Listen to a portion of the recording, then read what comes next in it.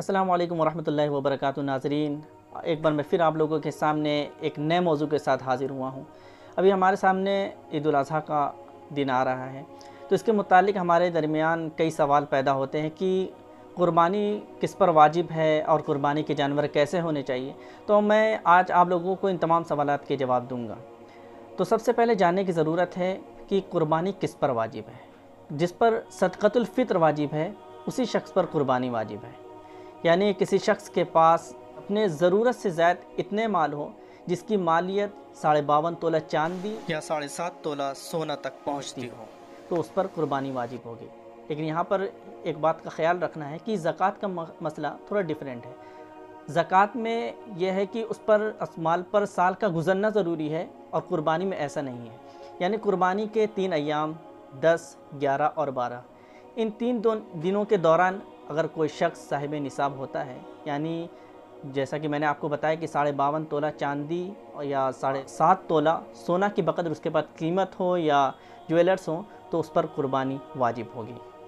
इसी तरह इस बात का ख्याल रखना है कि जिस शख्स के पास रिहायशी ज़मीन के अलावा एक्स्ट्रा ज़मीन है, बहुत से लोगों के पास 1 ज़मीन होती है, 2 ज़मीन होती है, जो यूज़फुल ज़मीन है उसके अलावा आपके पास जो मज़ीद ज़मीन है, तो उसको चाहे वो शख्स तिजारत की नीयत से रखा हो या तिजारत की नीयत से ना रखा हो बल्कि अपने फ्यूचर के लिए रखा हो, तो उस पर भी कुर्बानी वाजिब होगी। इसी तरह घर में 2-3 गाड़ियाँ होती हैं, 1-2 गाड़ी यूज़ होती हैं, उसके अलावा एक्स्ट्रा जो रखी रहती हैं, तो उस पर भी कुर्बानी वाजिब होगी। अब दूसरा सवाल ये है कि कुर्बानी कैसे जानवर की करनी चाहिए, वो जानवर कैसे होने चाहिए। तो जिस वक्त हम जानवर ख़रीदने जाएँ तो इस बात का ख्याल रखना है कि जैसे कि छोटे जानवर हैं, बकरी, बकरा, भेड़ और दुम्बे, इन लोगों की उम्र कम से कम 1 साल होनी चाहिए।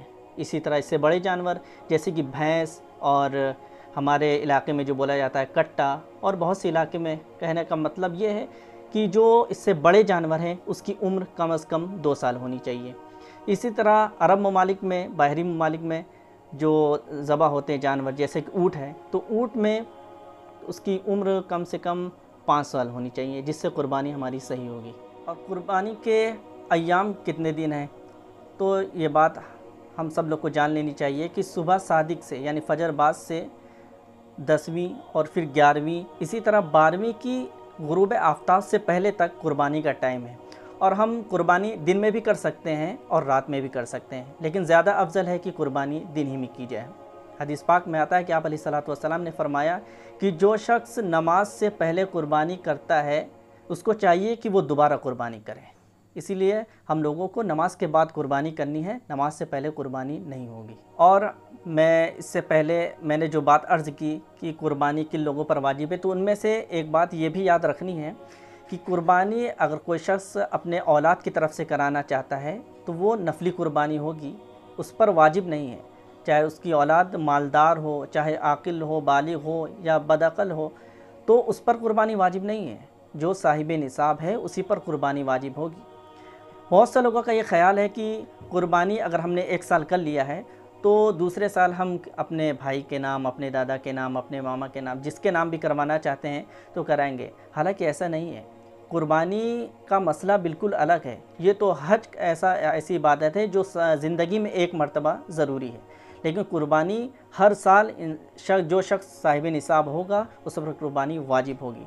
तो सबसे पहले ज़रूरी है साहिब निसाब के लिए कि वो सबसे पहले अपने लिए कुर्बानी करे, उसके बाद अपने घर वालों के लिए, रिश्तेदारों के लिए, जिसके लिए नफली इबादत की नीयत से करना चाहता है तो कुर्बानी कर सकता है। अल्लाह ताला हम तमाम लोगों को तौफ़ीक़ात से नवाज़े। उम्मीद है कि आप लोगों को मसला समझ में आ गया होगा। अगर मज़ीद वज़ाहत के लिए आप हमसे कमेंट बॉक्स में सवाल कर सकते हैं, इंशाअल्लाह आपको जवाब दिया जाएगा। अस्सलामु अलैकुम वरहमतुल्लाहि वबरकातुहू।